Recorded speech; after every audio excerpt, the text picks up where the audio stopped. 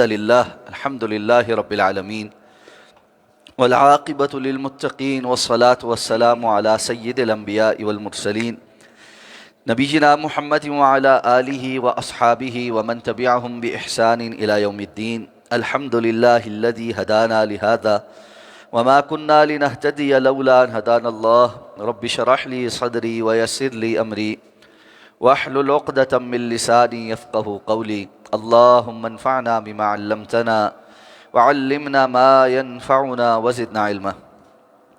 اللہ تعالیٰ کے فضل و احسان سے سورہ النساء کی آیت نمبر 93 تک ہمارا سبق مکمل ہو چکا ہے. آیت نمبر 94 سے آیت نمبر 96 تک انشاءاللہ آج ہم اپنا سبق پڑھیں گے. اعوذ باللہ من الشیطان الرجیم.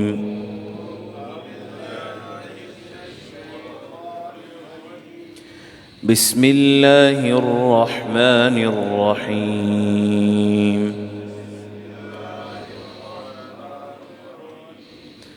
يا أيها الذين آمنوا إذا ضربتم في سبيل الله فتبينوا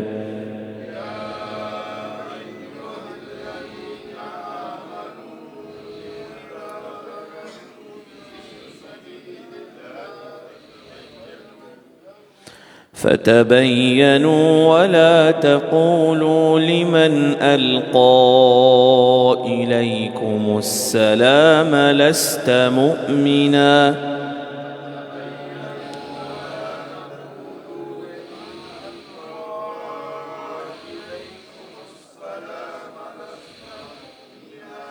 تبتغون عرض الحياة الدنيا فعند الله مغانم كثيرة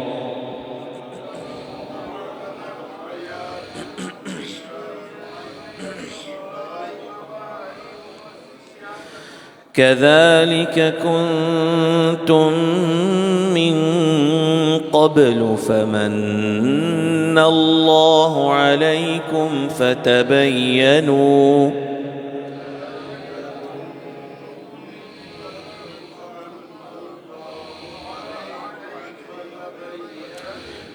إن الله كان بما تعملون خبيرا.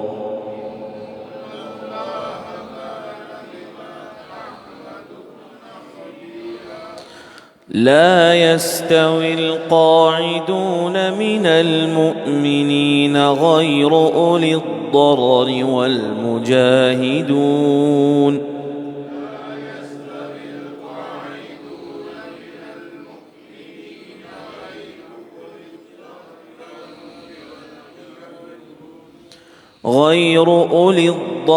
والمجاهدون في سبيل الله بأموالهم وأنفسهم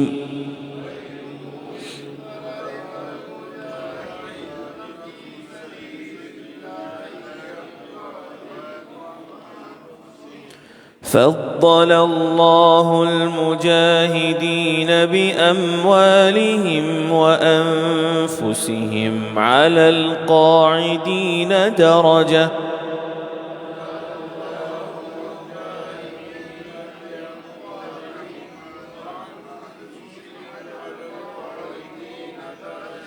وكلا وعد الله الحسنى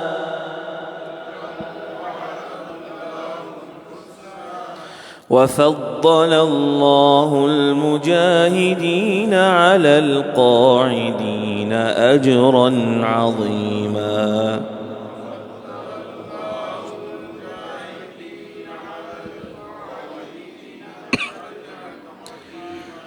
درجات منه ومغفرة ورحمة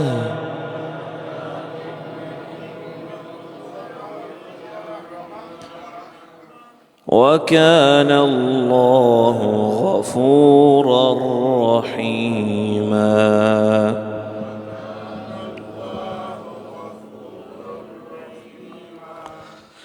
یا ایھا الذین آمنوا، اے ایمان والو، اذا ضربتم فی سبیل اللہ، تم جب اللہ کے راستے میں سفر کو نکلو، فتبینوا، تو خوب تحقیق کر لو، ولا تقولوا لمن القی الیکم السلام، اور تم نہ کہو اس سے جو تمہاری طرف سلام کہے، لست مومنا، کہ تم مومن نہیں، تبتغون عرض الحیات الدنیا، تم دنیا کا کچھ سامان چاہتے ہو، فعند اللہ مغانم کثیرہ، تو یقیناً اللہ کے ہاں بہت کثرت کے ساتھ غنائم ہیں، مغانم ہیں، کذالک کنتم من قبل، اسی طرح سے تم بھی تھے اس سے پہلے، فمن اللہ علیکم، تو پس اللہ نے تم پر احسان فرمایا، فتبینوا، تو پس تم اچھے سے چھان پٹک کر لیا کرو، ان اللہ کان بما تعملون خبیرا، یقیناً اللہ تعالیٰ جو کچھ تم عمل کرتے ہو اس کے بارے میں ہمیشہ سے بڑا باخبر ہے۔ لا یستوی القاعدون من المؤمنین، نہیں ہے برابر بیٹھے رہنے والے مومنوں میں سے، غیر اولی الضرر، جن کا کوئی عذر نہیں، جن کی کوئی تکلیف نہیں، والمجاہدون فی سبیل اللہ، اور وہ لوگ جو اللہ کے راستے میں جہاد کرتے ہیں، باموالہم وانفسہم، اپنے مالوں کے ساتھ اور اپنی جانوں کے ساتھ،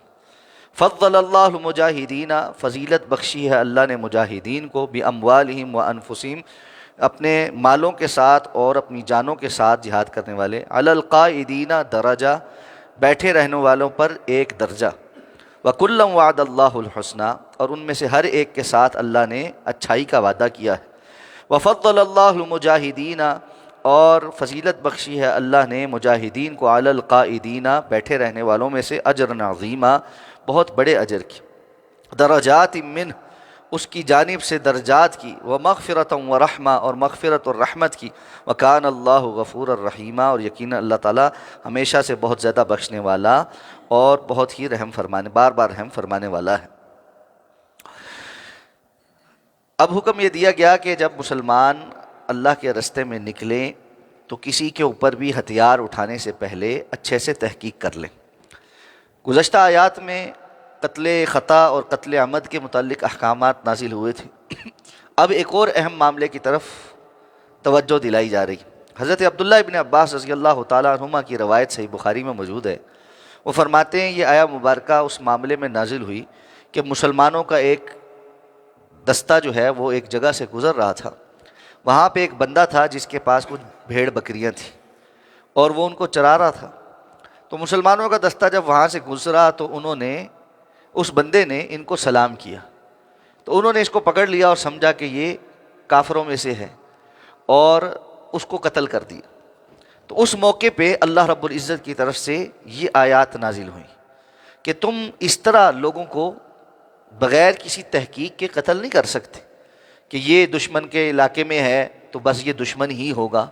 بہت ممکن ہے کہ وہ دشمن نہ ہو، جس طرح کہ یہ بندہ دشمن نہیں تھا۔ تو لیکن چونکہ جیسے پہلے بھی بات ہوئی تھی کہ ابھی صحابہ اکرام رضوان اللہ تعالیٰ علیہ مجمعین کی ان معاملات میں تربیت ہو رہی اور ان کو جنگ کی حکمت عملی، طریقہ کار اور اس کے اندر پیش آنے والے جو احوال ہیں اس میں جا بجا احکامات دیے جا رہے ہیں، اس لیے اللہ رب العزت کی طرف سے ان کے معاملات میں ان کو نصیحت ہی کی گئی اور تنبیہ ہی کی گئی ہے تاکہ آئندہ اس قسم کی کوئی غلطی نہ دہرائی جا سکے۔ تو فرمایا کہ جب تم اللہ کے راستے میں نکلو تو یہ نہ کرو کہ جو تمہاری طرف سلام کرے تم اس کو کہو کہ تم مومن نہیں، بلکہ اس معاملے میں کیا کرو، فتبینوا، تحقیق کرو کہ کیا معاملہ ہے، یہ بندہ کون ہے، اور اگر وہ اپنے اسلام کا اظہار کر رہا ہے تو پھر اس کا معاملہ کچھ اور ہوگا۔ جیسے کہ ایک جنگ میں حضرت خالد بن ولید رضی اللہ تعالیٰ کے سامنے ایک بندہ تھا اور اس نے حضرت خالد کے سامنے کلمہ پڑھ لی، لیکن حضرت خالد نے اس کو قتل کر دی۔ جب یہ معاملہ رسول اللہ صلی اللہ علیہ وسلم تک پہنچا تو آپ نے خالد بن ولید سے پوچھا کہ آپ نے ایسا کیوں کیا؟ تو انہوں نے کہا اللہ کے رسول وہ صرف میری تلوار سے بچنے کے لیے کلمہ پڑھ رہا تھا، کہ ظاہر بات ہے میدان میں تھا، کافر تھا، تو اس نے ایک دم دیکھا کہ میں قتل ہونے لگا ہوں تو اس نے کلمہ پڑھ لی۔ اب بظاہر یہ بات سمجھ آنے والی ہے کہ حضرت خالد کے ساتھ وہ میدان میں لڑ رہا ہے اور عین ٹائم پہ جب موت سامنے نظر آ رہی ہے تو کلمہ پڑھ رہے، لیکن آپ صلی اللہ علیہ وسلم نے فرمایا کہ کیا تم نے اس کا دل چیر کے دیکھ لیا تھا کہ وہ صرف اسی لیے کلمہ پڑھ رہا تھا؟ تو اصل بات یہ ہے کہ جب کوئی کلمہ پڑھ لے تو اب ایسے میں اللہ کے رسول نے فرمایا تھا کہ جو گواہی دے دے کہ اللہ ایک ہے اور محمد صلی اللہ علیہ وسلم کے رسول ہیں، فقط عصمہ دماؤہ، تو ایسے لوگوں کا خون جو ہے وہ ہم سے عصمت میں آ گیا، یعنی اس کی جان بخشی ہو گئی، کہ ہم سے مطالبہ اتنا ہی ہے کہ جو ظاہر میں اسلام کو قبول کر لے اس کے ساتھ مسلمانوں والا معاملہ کیا جائے، ہاں آگے چل کے وہ کوئی اور کام ایسے کرے، جیسے پہلے منافقین کا طرز عمل ذکر ہوا تھا گزشتہ آیات، کہ جو جا کر کفار کے علاقوں میں بیٹھ جائیں اور ان کی سازشیں بے نقاب ہو جائیں اور پتہ چل جائے کہ یہ مسلمانوں کے خلاف جنگی کارروائیوں میں ملوث ہے، تو پھر جہاں وہ ملیں ان کو پکڑو اور ان کو قتل کرو، تو ان کا معاملہ مختلف ہے۔ لیکن ایک بندے کے متعلق ابھی تحقیق ہی نہیں ہوئی اور ایسے ہی اس کو پکڑ کر قتل کر دیا جائے، تو فرمایا یہ درست نہیں ہے۔ تبتغون عرض الحیات الدنیا، تم اس کا جو مال تھا، اس کو دنیا کا جو چیزیں ہیں اس کی وجہ سے اس طرف مائل ہو گئے کہ ہم اس بندے کو قتل کریں گے تو مانے غنیمت میں بکریاں شکریاں مل جائیں گی۔ وعند اللہ مغانم کثیرہ، جبکہ اصل بات کیا ہے کہ اللہ کے ہاں تو مغانم بہت بڑے ہیں، اللہ کے ہاں سے جو تمہیں غنیمت ملنی ہے، جو فائدے ملنے ہیں، وہ ان دنیاوی چیزوں سے کہیں زیادہ بڑے۔ تو آخرت کا مطمع نظر دنیاوی کسی بھی قیمت یا دنیاوی کوئی بھی مال، ساری دنیا بھی مل جائے، آخرت کے مقابلے میں کوئی حیثیت نہیں رکھتی۔ تو فرمایا تم جو لوگوں کے متعلق یہ فیصلہ کر رہے ہو، کذالک کنتم من قبل فمن اللہ علیکم، کچھ عرصہ پہلے تمہیں یاد نہیں ہے تم بھی اسی طرح تھے، کفر پر تھے تو اللہ نے تمہیں ایمان دیا، تو کیا کوئی اور کفر سے اسلام میں داخل نہیں ہو سکتا؟ یقیناً کفر سے اسلام میں داخل ہو سکتا ہے۔ تو اس معاملے میں نا در حقیقت ہم سب کو اپنے زندگی میں اپنے طرز عمل پر توجہ کرنے کی ضرورت ہے۔ ہم سب یہ جانتے ہیں کہ کسی نہ کسی زندگی کے مرحلے پر ہم ہدایت کے معاملے میں کمزور رہے، اور اب اللہ نے فضل فرما دیا ہے کہ اللہ نے ہم پر ہدایت کے راستے کھول دیے اور کچھ عمل کی توفیق دے دی، اب بھی وہ عمل ٹوٹا پھوٹا ہی ہے، اللہ کی شان کے لائق تو نہیں، نہ ہو سکتا ہے، انسان کا عمل تو ہمیشہ کمزور ہی رہے گا، اللہ رب العزت کی شان تو بہت عظیم ہے، تو بندہ اللہ کا حق تو نہیں ادا کر سکتا۔ لیکن چلو پرانی اپنی سابقہ زندگی کے مقابلے میں اللہ نے اس کو کچھ بہتر عمل کرنے کی توفیق دے دی۔ پہلے وہ نمازوں کی پابندی نہیں کرتا تھا، اب کرنی شروع کر دی، پہلے وہ زکوٰۃ نہیں دیتا تھا، اب دینی شروع کر دی، پہلے وہ اللہ کے راستے میں خرچ نہیں کرتا تھا، اب صدقات کرنے شروع کر دیے، پہلے وہ مسجد نہیں آتا تھا، اب باجماعت آ گیا نماز پڑھنے کے لیے، اب داڑھی رکھ لی، اب بہت سارے خیر کے اور کام کر لیے۔ اس کا یہ مطلب نہیں ہے کہ وہ ابھی جو لوگ تھوڑے کمزور ہیں ان کے اوپر ڈانٹ ٹپٹ اور ان کے لیے ایک محاذ ہی کھول کے رکھ لے اور ان کو ایسے باور کرائے کہ گویا کہ تمہارا کوئی اسلام نہیں ہے اور تم بالکل کفر کے اوپر۔ دعوت دینی چاہیے، دعوت دینے کی جو حکمت ہے، اسلوب ہے، اور موعظۃ الحسنہ جو ہمیں کہا گیا، ادعو الی سبیل ربک بالحکمت والموعظۃ الحسنہ۔ تو بعض لوگوں کا انداز ایسے ہوتا ہے کہ وہ دوسرے کو نا بس اوپر دعوت تھوپ رہے ہوتے، دعوت اس پر انڈیل رہے ہوتے کہ بس حجت تمام ہوگی، اس کے بعد بے شک تم جہنم میں جاؤ، تم نہیں مان رہے بس جہنم میں جاؤ۔ یہ درست طرز عمل نہیں۔ تو اللہ رب العزت نے اس طرف بھی توجہ دلوائی کہ انسان کو اپنے ماضی پر بھی غور کرنا چاہیے کہ تم بھی تو پہلے اسی طرح تھے، کمزور تھے، کبھی زندگی کے کچھ مراحل پہ تم نے ایسا نہیں کیا۔ تو بالخصوص انسان جب زندگی کے ذرا لیٹر سٹیج پر نیکی کی طرف راغب ہوتا ہے اور اس کو تھوڑی جو ہے نا خیر کی باتیں سمجھ آنے لگتی ہیں، تو نوجوان نسل سے نا وہ اوفینڈ ہونا شروع ہو جاتا ہے اور نوجوانوں کے ساتھ وہ ایک متھا لگا لیتا بسا ہوگا کہ جی تم بالکل، پھر ہم نے دیکھا بہت سارے بزرگ ہیں نا، ان کی زبان پر ہر وقت یہ ہوتا ہے کہ یہ جو آج کل کی نسل ہے نا بالکل فارغ، ہم جو تھے نا ہم بہت شاندار تھے، ہمارا اپنے ماں باپ کے ساتھ، اپنے اساتذہ کے ساتھ، اپنے فلانے کے ساتھ تعلق ایسا تھا، ٹھیک ہے تھا بھی، وقت کے ساتھ ساتھ آہستہ آہستہ معاملات خراب بھی ہوتے، لیکن یہ نہیں ہوتا کہ جب ہم لوگ اس عمر میں تھے، میں اگر اپنے آپ کو دیکھوں کہ جب میں 20 سال کا تھا تو اس وقت میری سوچ اور آج کی سوچ میں ظاہر بات ہے بہت فرق ہے۔ تو اب مجھے اپنا 20 سال کا نوجوان بچہ اپنے جیسا 40 سال کی میچورٹی کا چاہیے، 45 سال کی میچورٹی کا چاہیے، یہ نہیں ہو سکتا۔ اس کو بھی وقت لگے گا کہ وہ بھی 20 سے 40 سال کی زندگی کا یہ 20 سال کا عرصہ زندگی کے تجربات، معاملات، اپنی جذباتیت، اپنی کیفیات کے ساتھ گزار کر آئے گا، اور ساتھ ساتھ اللہ اس کے لیے فضل فرما دے تو ہدایت کے راستے کھلتے جائیں گے۔ تو ایسے میں یہ وقت ہے جب انسان ادھیڑ عمری میں یا بزرگی میں چلا جائے اور اپنے آنے والی نسلوں کے اندر کوئی کمی کوتاہی دیکھے تو وہ لگ کر ان کے لیے دعا مانگے، توجہ کے ساتھ دعا مانگے، اور اچھے اخلاق کے ساتھ اچھے زاویوں کے ساتھ ان کی تربیت کرنے کی کوشش کرے، ان کے ساتھ ایک ایسا بانڈ بنائے جس میں وہ بڑوں کے ساتھ بات کرتے ہوئے، بڑے ان کے ساتھ بات کرتے ہوئے آسانی محسوس کریں۔ یہ نہیں کہ بچے یہ محسوس کریں کہ ہم تو ابا جی کو کوئی بات سمجھا ہی نہیں سکتے، اور ابا یہ محسوس کرے کہ میں تو اولاد کو کوئی بات بھی کہتا ہوں یہ سارا ٹائم ایسے لڑتے ہی ہیں، بات ہی نہیں چلتی۔ نہیں، یہ گیپ بہت زیادہ بڑھنا نہیں چاہیے۔ ہاں، ایک ادب احترام کا تقاضا ضرور رہنا چاہیے، اور وہ بھی ہم نے ہی تربیت کر کے دینی ہے کہ ادب کے اندر کیا چیز آتی ہے اور بات کو شیئر کرنے کے اندر کیا چیز آتی ہے۔ تو اور جتنا ایک مارجن درست طریقے سے اپنی نئی نسل کو دینا چاہیے وہ دینا چاہیے۔ اس میں ایک بات میں اور عرض کرنا چاہتا ہوں، بچے نئے نئے جوان ہوتے ہیں نا، بہت ساری چیزوں کو ایکسپلور کرتے ہیں، بچے بچیاں چیزوں کو ایکسپلور کرتے ہیں۔ ان کے لیے ظاہر بات ہے صنف مخالف کے اندر اور اس قسم کے جو جذبات کے اندر بہت زیادہ ایک اٹریکشن ہوتی۔ جیسے ہی بچے یا بچیاں نئے جوان ہوتے ہیں، ان چیزوں کی طرف تھوڑے سے مائل ہوتے ہیں، کچھ چیزیں ان کی ماں باپ کی نوٹس میں آ جاتی۔ جب ماں باپ کے نوٹس میں آتی ہے نا، تو بعض ماں باپ اس کو بہت بڑا ہوا بنا لیتے اور ان بچوں کے سر پر ایک وبال کھڑا کرتے، اور ان کو ڈانٹ ڈپٹ اور ان کے اوپر ایک ایسی زبان استعمال کرنا کہ اور دوسرے لوگوں کے سامنے اور بہن بھائیوں کے سامنے اور خاندان کے لوگوں کے سامنے یا ان کے دوست احباب کے سامنے ان کو ذلیل کر دینا، عزت نفس کو بالکل پارا پارا کر دینا۔ ان کی وہ جو ایک کوئی بھی ایسی حرکت تھی جس پر پردہ ہونا چاہیے تھا، اس حرکت کو بہت زیادہ افشاں کر دینا جس کی وجہ سے وہ ذلیل ہو جائے، یہ طرز عمل کبھی بھی ہدایت نہیں لے کر آ سکتا۔ ایسے معاملے میں عموماً لوگوں سے اس بچے کا پردہ رکھنا چاہیے، بچی کا پردہ رکھنا چاہیے، تنہائی میں اس کو اچھے طریقے سے سمجھانا چاہیے کہ آپ کے اس عمر کے تقاضوں میں سے یہ معاملہ ہے، لیکن شریعت کا اس میں تقاضا کیا ہے، حلال اور حرام کا اس میں تقاضا کیا ہے، اللہ کا اس میں حکم کیا ہے، اللہ کے رستے کا حکم کیا ہے، اور اگر ہم اس رستے سے ایک حد سے تجاوز کرتے ہیں تو اس کے نقصانات کیا ہیں، اور پھر لگ کر اپنے بچے بچی کے لیے اللہ سے دعا مانگ کہ اللہ ان کو پاک دامن رکھے، ان کی عصمتوں کی حفاظت کرے۔ اس لیے کہ فتنے کا دور جتنا بڑھ گیا ہے، جس تیزی کے ساتھ چیزیں وبال بن گئی ہیں، حقیقت یہ ہے کہ نئے بچے بچیوں کے لیے اس کا سامنا کرنا اور ان جذبات اور ساری جذباتیت اور جوانی کی قوتوں کے ساتھ اس چیز سے بچنا، الا من رحم ربی، جو اللہ رب العزت خاص رحم فرمائے۔ تو اس لیے ان معاملات میں یعنی حکمت کا معاملہ کرنا چاہیے، اور یہ حکمت قرآن ہمیں سکھا رہا ہے کہ کذالک کنتم من قبل، تم بھی تو اسی طرح تھے تھوڑا عرصہ پہلے، فمن اللہ علیکم، تو اللہ نے تمہارے اوپر احسان کیا، تو فتبینوا، اس لیے معاملے کی تحقیق کیا کرو، اور ان اللہ کان بما تعملون خبیرا، یقیناً اللہ تم نے جو کچھ تم کرتے تھے اس کا ہمیشہ سے بڑا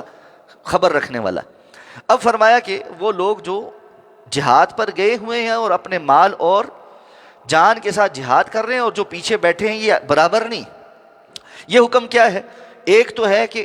حکم یہ آ جائے کہ نفیر عام ہے، یعنی مسلمانوں کا حکمران یہ اعلان کر دے کہ اب کسی کے لیے پیچھے بیٹھنا جائز نہیں۔ اس وقت حکم ایسا ہے، حالات ایسے ہیں، ہر بندہ نکلے گا،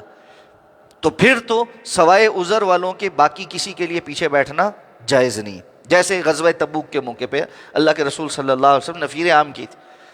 کہ کوئی بندہ بھی پیچھے نہیں بیٹھے گا، اور پھر وہ جو 3 صحابہ پیچھے رہ گئے تھے اور ان کی توبہ کا واقعہ، یا منافقین پیچھے رہ گئے تھے۔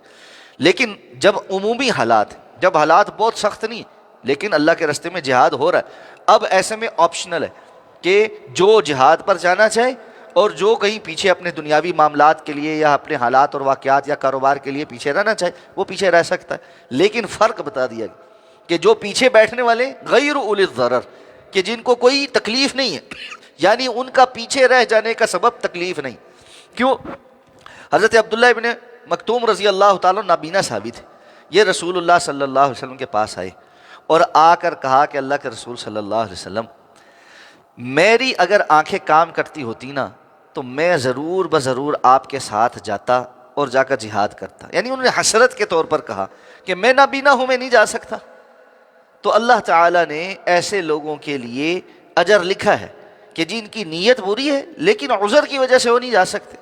جیسے سورہ فتح میں بھی کہا لیس علی الاعمى حرج ولا علی الاعرج حرج ولا علی المریض حرج،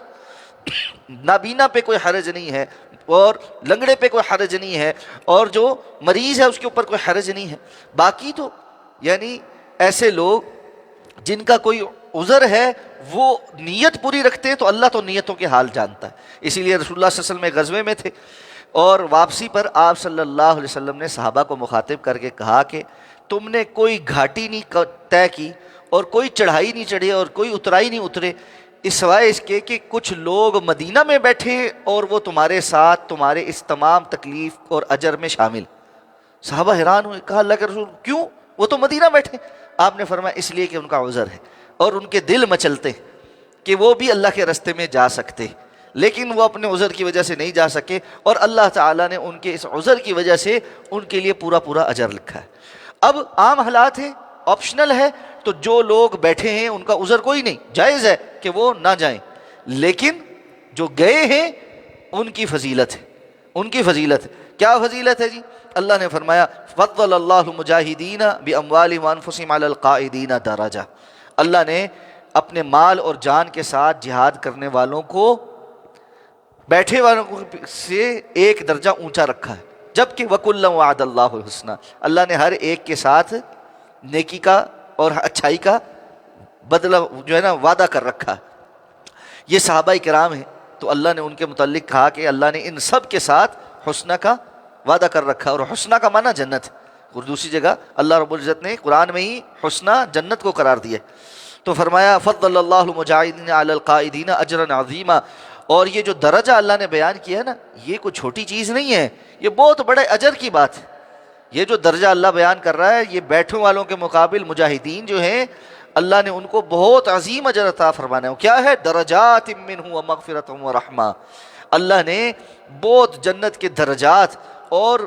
اپنی بخشش اور رحمت کے ان کے لیے وعدے کر رکھیں۔ وکان اللہ غفور الرحیم، اور اللہ ہمیشہ سے بہت زیادہ بخشنے والا، بڑا بار بار رحم کرنے والا ہے۔ تو یہاں پر وکان اللہ غفور الرحیم یہ بھی اس بات پر دلالت کرتا ہے کہ جو مجاہدین ہوں گے اگر ان کی کچھ غلطیاں بھی ہوئیں تو اللہ اس سے درگزر کرے، کیونکہ یہ پیچھے غلطی ہو گئی تھی نا، جہاد پہ رستے میں تھے، بندہ قتل کر دیا غلطی سے، نیت یہ نہیں تھی، سمجھے کہ یہ غلط، یہ کافر ہے، لست مومنہ، کہ یہ کافروں میں سے، تو وہاں غلطی بھی ہو جائے تو اللہ رب العزت بخشش کرنے والا ہے، کیونکہ میدان میں جب انسان اترا ہوا ہوتا ہے اور دشمن کی ہر طرح کا یلغار کا خوف بھی ہوتا ہے تو کبھی کبھی ایسے جلد بازی کے فیصلے بھی ہو جاتے ہیں، لیکن اللہ تعالیٰ اس پر تنبیہ فرما دیتے ہیں، تربیت کر دیتے ہیں، اور جو پچھلا گناہ ہے اس کو معاف فرما دیتے ہیں۔ سبحانک اللہم و بحمدک، نشہد ان لا الہ الا انت، نستغفرک و نتوب الیک۔